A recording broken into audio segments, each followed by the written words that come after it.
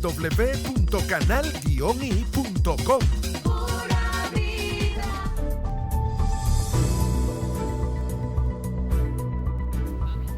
Bien, estamos de vuelta con ustedes. El gremio médico es uno de esos que en este contexto donde está el reclamo por la aplicación del instructivo NAPRE y lo que ha significado desde el punto de vista de mejoras de las primas, donde un sindicato ha firmado con su patrono una modificación que significa una desmejora en este sentido. Le preguntaba a nuestra invitada, Ana Rosario Contreras, antes de ir a la pausa, qué significaba esto, porque la Constitución establece algo totalmente diferente y sería también incluso de la naturaleza del mundo sindical, que es defender a los trabajadores y luchar por mejoras a los trabajadores, es un poco ambiguo, ¿no? Sí, fíjate que es muy contradictorio, ¿no? Porque si nosotros hacemos una visión retrospectiva, ¿cómo nace el movimiento sindical en Venezuela? Surge cuando el boom petrolero. O sea, empresas extranjeras que venían y tenían una suerte de explotación hacia la mano de obra venezolana, y allí surge la necesidad de organizarnos. El gremio de enfermería en 1946 nos convertimos en la Asociación Nacional de Enfermeras porque había que organizarnos.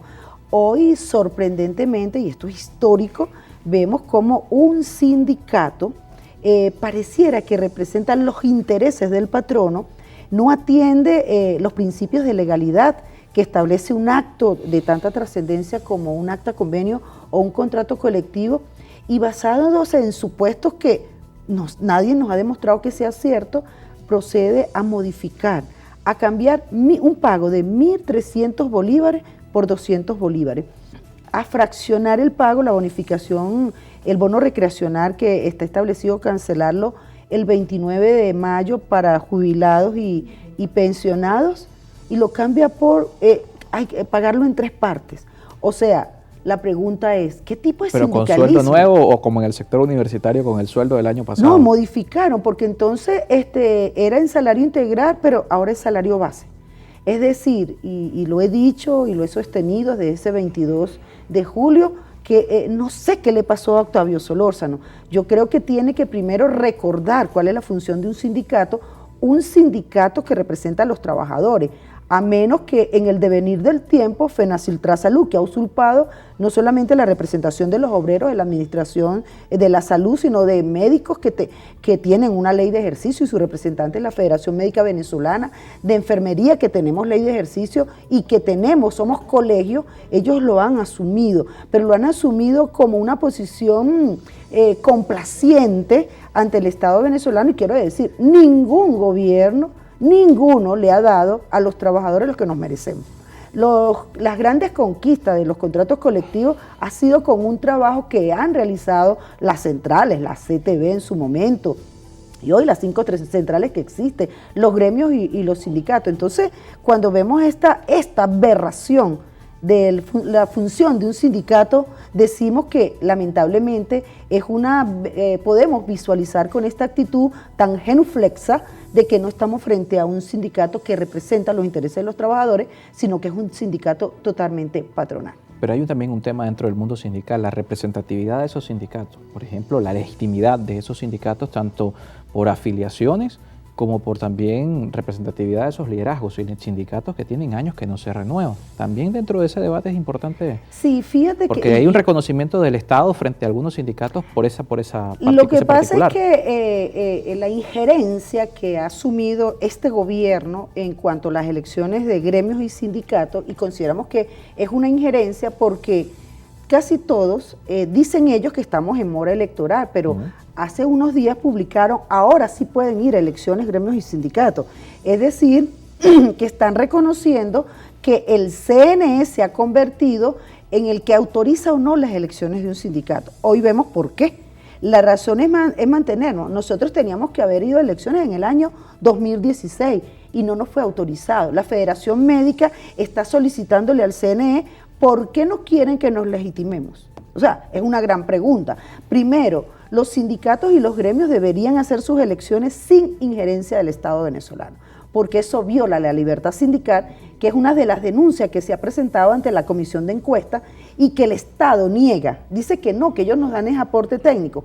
Pero ¿cómo pudiéramos hablar de que es algo de aporte técnico cuando yo, para ir a elecciones, tengo que enviarle al CNE la data, tengo que enviarle un cronograma y voy a convocar mis elecciones cuando ellos me autoricen? hablamos de libertad sindical, en Venezuela no hay libertad sindical, porque existe libertad sindical el día que nosotros, como gremio de enfermería, convoquemos libremente, sin intermediación del CNE, nuestras elecciones. Ahí pudiéramos hablar. Mientras tengamos que pedirle permiso al CNE para poder ser reconocida los resultados de un proceso electoral con nuestros representantes, lamentablemente en Venezuela sigue vulnerándose la libertad sindical como un derecho de la clase trabajadora. Hay un componente político en todo esto.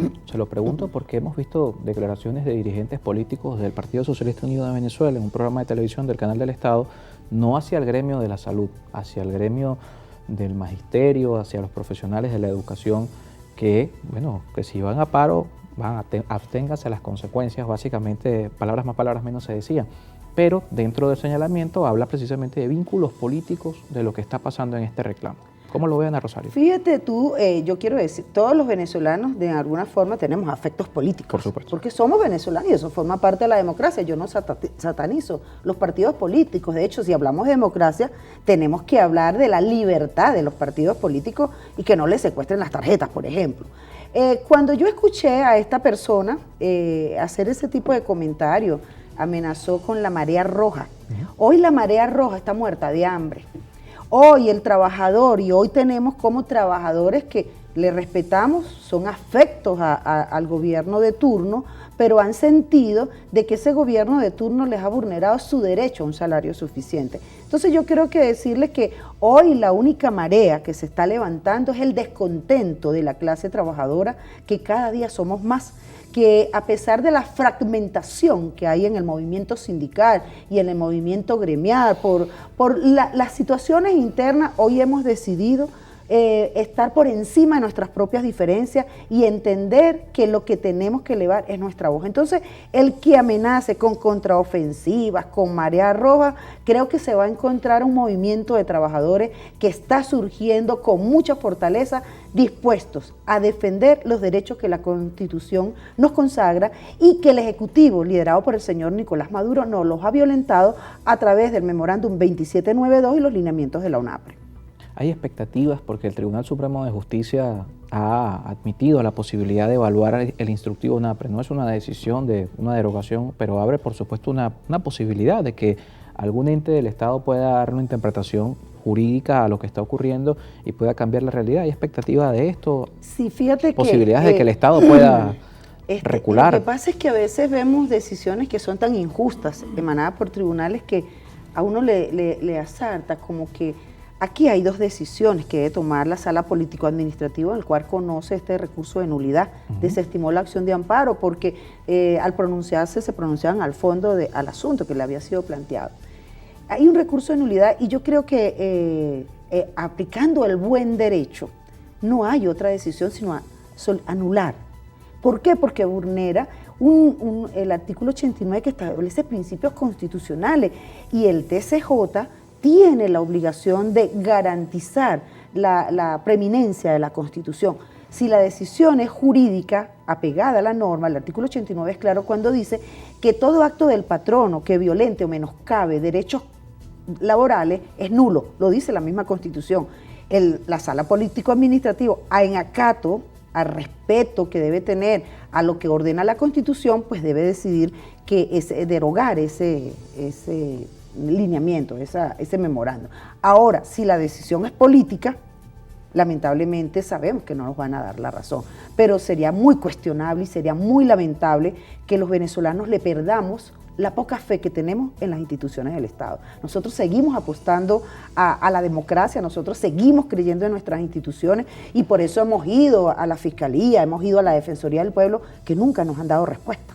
Y no obstante, tengo que decir, la Fiscalía sí ha hecho algunos intentos de resolver, pero no con la contundencia que uno aspira por ser aquellos que deben garantizar la vigencia de la Constitución. Y hoy pues estamos todos expectantes a cuál va a ser el resultado de la Sala Político-Administrativa, que si se aplica el buen derecho, tiene que declarar con lugar la petición que hizo Averú en este recurso de nulidad y que todos los trabajadores creemos y estamos esperando. Si no es, la decisión no es apegada a derecho, lamentablemente, pues va a suceder algo que es muy triste. vamos a perder la poca fe que tenemos en una institución tan importante como es el Tribunal Supremo de Justicia. Bien, muchísimas gracias por acompañarnos esta tarde. Ana Rosario Contreras con nosotros, presidenta del Colegio de Enfermeras de Distrito Capital. Hacemos una pausa y al regreso hablamos de la situación del campo venezolano. Ezequiel Pérez Roa estará con nosotros, diputado a la Asamblea Nacional y secretario de Asuntos Agrarios del Partido Acción Democrática.